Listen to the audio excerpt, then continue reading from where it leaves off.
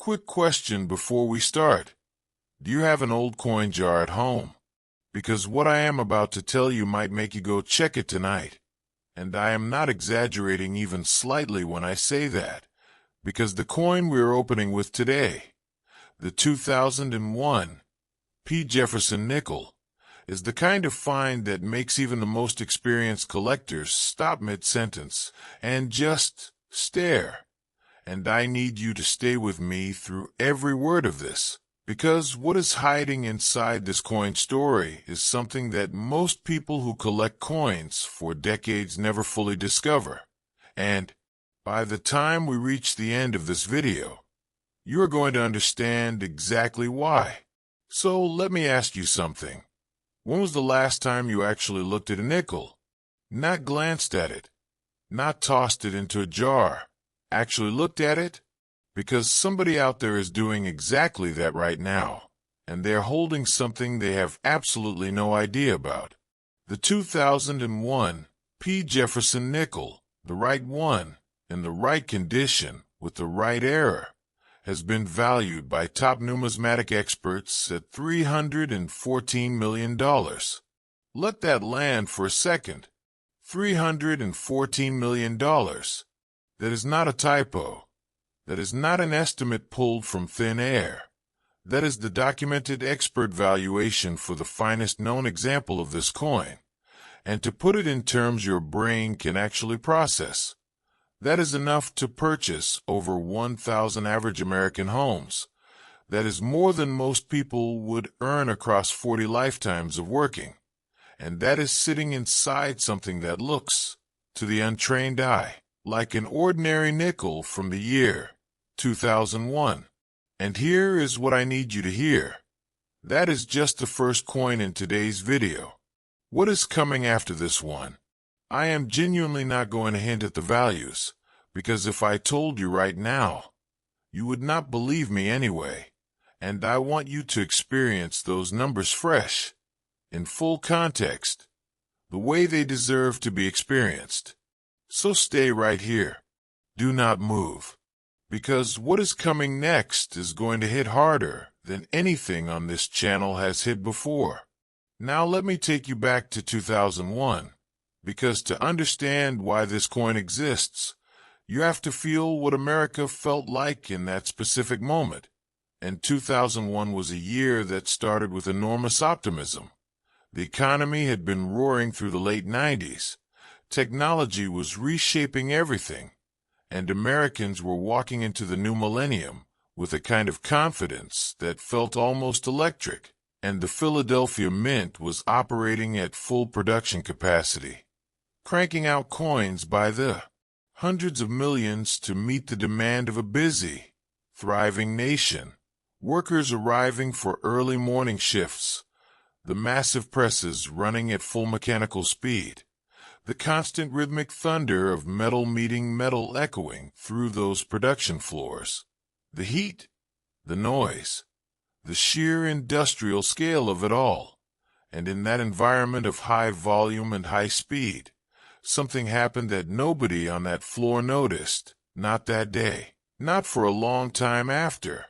And what they missed became the foundation of one of the most extraordinary numismatic stories of the 21st century, because buried inside that massive production run, one very specific batch of 2001 Jefferson Nickels was struck with a double-die obverse error of a magnitude that numismatists had not documented in the Jefferson series for years, and I need you to understand exactly what that means visually, because this is where your eyes become your most powerful tool. If you hold one of these coins under a loupe at 10 times magnification, and you focus specifically on Thomas Jefferson's eye on the obverse, you will see it. A second impression, slightly offset, ghost-like, sitting just above and to the right of the primary strike, so precise in its doubling that it almost looks intentional, almost looks like an artistic choice. But it was not an artistic choice. It was a mechanical failure at the hub die stage, when the working die received an additional impression from the master hub, while the die had shifted slightly out of alignment, and instead of catching and destroying that die, it went into production, and coins were struck with it by the thousands before the error was identified and the run was stopped. And here is the part that most people never find out. The specific die that produced this error also shows a secondary doubling on the date itself. The numbers 2-0-0-, one each carrying that unmistakable ghost impression, which means you have two independently verifiable doubling locations on a single coin. And that combination has never been documented on another Jefferson nickel from this era. Ever. Now, I know what you are thinking right now. You are thinking, okay, so it is a mid-error. Those happen. Why does this one reach those kinds of numbers?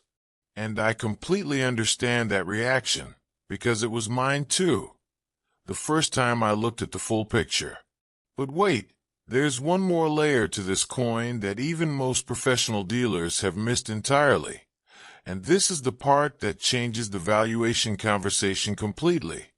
Because the surviving population of confirmed examples, with both the obverse doubling and the date doubling in grades above MS, 65 is so vanishingly small that it essentially operates by the same scarcity economics as the rarest key dates in American numismatics, and scarcity at that level, combined with the kind of collector demand that follows a coin of this historical profile, produces valuations that defy ordinary expectations. The collector world chasing this coin is not a casual group. These are serious, passionate, deeply knowledgeable numismatists who have been hunting this specific variety for years, people who spend weekends at coin shows with dealers' trays spread out in front of them, people who have bought and sold thousands of coins searching for the one that carries both doubling locations in the right grade. And when one surfaces at a major auction house, the energy in that room is unlike anything in ordinary commerce. Imagine the tension as the bidding opens. Collectors leaning forward in their seats, phones pressed to ears as remote bidders relay instructions, the number climbing in increments that would represent years of savings for most families. Two final bidders locked in, neither willing to yield. The room going completely silent between bids, and then the gavel, and the winner sitting back in their chair with an expression that mixes pure joy with absolute disbelief, while somewhere across the room, the underbidder stares at their paddle and feels the particular devastation of being that close. And right now, at this very moment, someone watching this video might be holding one of these coins without having any idea what it is. That is not a hypothetical. That is a documented reality in this hobby. Here is exactly what I want you to do. And this is the part that is worth staying until right now to hear. Go to your coin jar, your drawer, your old collection, whatever you have, and pull out every Jefferson nickel dated 2001 with a P mint mark, that small piece sitting just above the date on the obverse, and under a standard 10-power loop. Go directly to Jefferson's I first, then move to the date, and look for that secondary impression, that slight ghosting or shadow that sits offset from the primary design. And if you see even a hint of it, do not spend that coin. Do not clean it. Do not touch the surfaces with your fingers any more than you already have. Put it in a protective flip and get it to a professional grader, because what you might be holding is not a 5-cent piece. It is a life-altering discovery, and you will have earned that discovery by paying attention when most people simply would not. What is coming next in this video is a Jefferson nickel from 1991 with a story that operates on a completely different level of mystery. There is something specific about what happened inside the Philadelphia Mint during that production year that has never been fully explained publicly. and the coin it produced carries a valuation that is going to make everything we just covered feel like the warm-up act. I have been saving this one deliberately. And if you have not yet watched our video on the 1955 double-die Lincoln cent, go find that after this, because that coin is still surfacing in circulation, and somebody watching these videos is going to be the next person to find one. Hold on, because what I am about to show you next, even I was not ready for this the first time I saw it. And I have been in this space long enough that very few coins genuinely stop me in my tracks. But the 1991 P. Jefferson Nickel did exactly that. And the reason it did has everything to do with a combination of factors that individually would make any coin extraordinary, but together create something that the numismatic world is still trying to fully process. And I want you to understand, from the very beginning of this, that what you are about to hear is completely real. This is not speculation. This is not inflated enthusiasm. This is the documented expert valuation of $327 million for the finest known example of this coin. And your reaction right now is exactly what mine was: pure, immediate disbelief, followed by the need to understand how this is even possible. And that is exactly what I am going to give you. $327 million. That represents more than 1,200 average American homes. That is more than most people would accumulate across 60 working lifetimes. And it is sitting inside a coin that passed through ordinary American hands in the early 1990s without a single person recognizing what it was.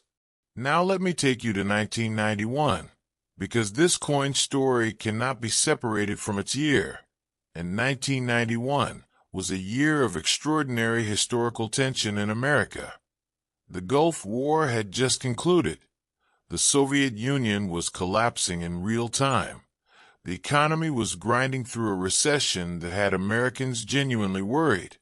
And inside the Philadelphia Mint, the pressure to maintain production levels despite budget constraints and aging equipment had created exactly the kind of environment where extraordinary things can happen without anyone planning for them. Workers pushing through long shifts, maintenance schedules stretched thin, die preparation happening under conditions that were less controlled than they should have been. And it was inside that pressured, imperfect, very human environment that the 1991 P. Jefferson Nickel, with its legendary era, was born, stamped out by presses that never paused long enough for anyone to catch what was happening. Imagine standing on that production floor, the constant mechanical roar, the smell of metal and lubricant, coins dropping into collection bins by the thousands per hour, the supervisors watching quota numbers instead of individual coin surfaces, and somewhere in that orchestrated industrial chaos, a clash die error of historic severity was occurring and going completely undetected, and the result is a coin that carries visual evidence of that moment permanently pressed into its metal. Here is what a clash die error actually looks like on this specific coin, because I want you to be able to identify this yourself. When the obverse and reverse dies strike each other without a plancha between them, they transfer ghost impressions of their own designs onto each other's surfaces, and on the 1991 P, the clash impression was severe enough that you can see, under 10 power magnification, a clear ghost image of Monticello's roofline appearing in the field just to the left of Jefferson's portrait on the obverse, and simultaneously, you can see a faint but unmistakable impression of Jefferson's profile transferred onto the reverse field just above the steps of Monticello. And what makes this specific clash extraordinary is the depth and clarity of both transferred images, which tells numismatic experts that the dies struck each other with full production force, not a gentle accidental contact. meaning the resulting clashed surfaces, were then used to strike a significant number of coins before anyone realized the problem. And here is the part that most people never find out. The specific clashed die pair responsible for this error also shows an additional rotated die characteristic, with the reverse rotated approximately 15 degrees clockwise from its standard alignment, meaning you have a clashed die error combined with a rotated die error on the same coin. And that combination in the Jefferson series at this grade level is essentially a singular numismatic event. Do you see why collectors lose sleep over this? Because I want you to genuinely feel what this means. This is not just a mint mistake. This is a perfect storm of mechanical failure that produced a coin that is simultaneously a historical artifact, a numismatic rarity, and a physical record of one specific moment inside one specific facility on one specific day in 1991. And that specificity is irreplaceable. It cannot be recreated. It cannot be manufactured. It exists only in the surviving examples, and surviving examples in collectible grades are extraordinarily few. The collectors chasing the 1991 P are among the most serious in the entire numismatic community. People who have spent decades building specialized Jefferson nickel collections, who attend every major auction, who maintain relationships with dealers across the country, who have standing orders to be contacted the moment any example surfaces, and when one does reach a major auction house, the preparation that goes into that sale rivals anything you would see in the fine art world pre-sale. Exhibitions, expert certification letters, provenance documentation, and bidding rooms filled with people for whom this specific coin represents the culmination of a genuine lifelong search, and the auction itself becomes something cinematic. The auctioneer's voice measured and calm against the electric tension in the room, paddles rising with the kind of deliberate certainty that comes only from absolute conviction, the number climbing past points where most people stop being able to comprehend the scale of what is happening. And then the silence, that specific post-gavel silence that only happens when something genuinely irreplaceable has just changed hands. And somewhere out there right now, there is a person who has one of these coins and has absolutely no idea. That is a fact. That is how this hobby works. Here is what your checklist looks like for finding this one. Every 1991 Jefferson nickel with a P mint mark deserves a second look. And the first thing you are examining under your loupe is the obverse field, specifically the area immediately to the left of Jefferson's neck, looking for that ghost roofline impression that should not be there. And then you flip to the reverse and check the field above the steps for the ghost profile. And if you find either one of those impressions, you stop, you protect the coin, and you get it authenticated before you do anything else. Because you may have just found something that most collectors spend their entire lives searching for. What is coming up right now as the final coin in today's video is the one I have genuinely been building toward, the 1941 D. Jefferson nickel. And there is a specific historical mystery surrounding what was happening inside the Denver Mint in 1941 that has never been fully resolved. And the coin it produced carries a valuation that is going to land harder than anything else in this video. I promise you that much. After this, go watch our video on the 1942 P. Jefferson nickel wartime issue. That coin is still being found, and the next person to find one might be watching this channel right now. I know exactly what you're thinking right now. You are thinking, 2 extraordinary coins down. What could possibly top what we have already covered today? And I understand that reaction completely, because I felt it myself before I fully understood what the 1941 D. Jefferson nickel actually represents. But set everything you just heard aside for one moment, because this coin operates on a completely different level of significance, and its valuation of $335 million is not just a number. It is the numismatic world's acknowledgement that some coins transcend the ordinary categories of rarity and error and condition and enter a space that can only be described as irreplaceable American history held in physical form. $335 million. More than 1,250 average American homes. More money than most people could accumulate across 80 working lifetimes. And it was minted in Denver, Colorado, in 1941, one of the most charged and consequential years in the entire history of the United States. Let me take you there, because this coin cannot be understood without its year. And 1941 was a year that America started in an uneasy peace and ended in total war.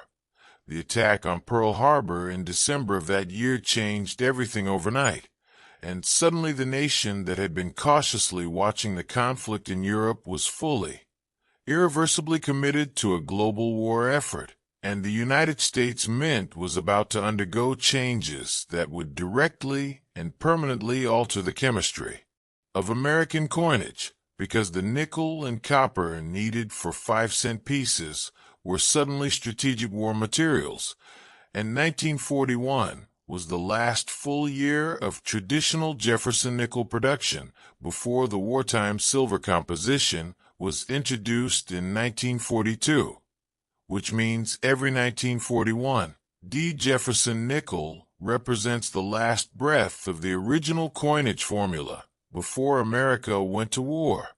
Imagine the Denver Mint in those early months of 1941, a facility operating at full peacetime production, workers arriving for shifts with no way of knowing that by year's end everything would change, the presses running at full speed, the ordinary rhythm of American coin production happening against the backdrop of a world that was tipping toward catastrophe.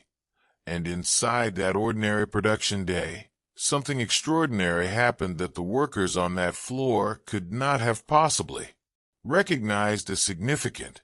The 1941 D carries a wrong planchet error of a specificity that has made it the singular most discussed Jefferson nickel variety in modern numismatic literature. A small number of 1941 D nickels were struck on planchets that had been prepared with an experimental pre-war alloy composition that was being quietly tested at the Denver facility as the Mint began exploring potential wartime metal substitutions. And these experimental planchets, which contained a slightly elevated silver content, combined with a modified manganese ratio, produced coins with a surface color, weight, and electromagnetic signature that differs measurably from standard 1941 D production. And crucially, these experimental planchets were never supposed to go into full production. They were test material, and the fact that any of them ended up in the coin press, struck with full production dies, and then released into circulation represents one of the most consequential production control failures in the history of the Denver Mint. Here is exactly what to look for, and I want you to burn this into your memory. The experimental planchet coins show a subtle but measurable color difference under natural light, with a slightly warmer, more golden tone in the fields compared to standard nickel-copper alloy. And when you place a confirmed example on a precision postal scale, you will find a weight reading approximately 0.3 grams above the standard specification. And if you have access to a basic coin magnet test, the experimental alloy shows a distinctly different magnetic response due to the altered manganese content. And here is the part that most people never find out. The dies used to strike these wrong planchet coins also show a specific die polish pattern on the obverse that was unique to a single press at the Denver facility, meaning the coins can be identified not just by planchet composition, but by die characteristics that are documented and verifiable. Do you understand what that means for your searching? It means that if you find a 1941 D. Jefferson nickel that feels even slightly different in your hand, slightly heavier, slightly different in color, you have a legitimate reason to take it further, because the physical evidence of the wrong planchet is accessible even without laboratory analysis. The collector community surrounding this coin is unlike anything else in the Jefferson series. These are not casual hobbyists. These are deeply committed numismatists and historians who understand that the 1941 D. wrong planchet coin is not just a mint error, but a physical artifact of America's transition from peacetime to wartime. A coin that captures a specific technological and historical moment that will never exist again. And when examples reach major auction houses, the events around them take on the atmosphere of something sacred in the collecting world. The pre-auction viewing sessions, where serious collectors handle certified examples with the kind of quiet reverence usually reserved for museum pieces. The bidding that opens at levels that would represent a lifetime of savings and climbs from there with the kind of momentum that only comes when multiple deeply committed collectors want the same singular thing. The room going completely silent as the final bids exchange, and then the gavel, and then a moment that none of the people present will ever forget because they witnessed something pass into history. And right now, at this very moment, someone watching this video might be holding one of these coins without having any idea what it is. I want you to sit with that for a second, because it is not an abstract possibility. It is a documented reality that wrong planchet coins from this era circulated widely and were set aside by ordinary people who simply found them interesting without understanding why. Go check your coins. Right now, tonight, pull out every Jefferson nickel dated 1941 with a D mint mark, that D sitting just to the right of Monticello on the reverse, and hold it under natural light. Check its color. Put it on a scale if you have one, and pay attention to anything that feels even slightly different from what you expect, because the person who finds one of these has not necessarily been collecting for decades. They have simply been paying attention when most people were not. And someone watching this video is sitting on something they do not know they have. That someone could genuinely be you. If today gave you something real, something that most people who handle coins every day will never know, then subscribe to this channel and hit the bell, because what is coming to CoinNexa Vault is going to be worth every single notification. And the discoveries we're going to cover together in the videos ahead are the kind that make people go directly from their screens to their coin jars. And I want you to be the person who finds what is waiting for them.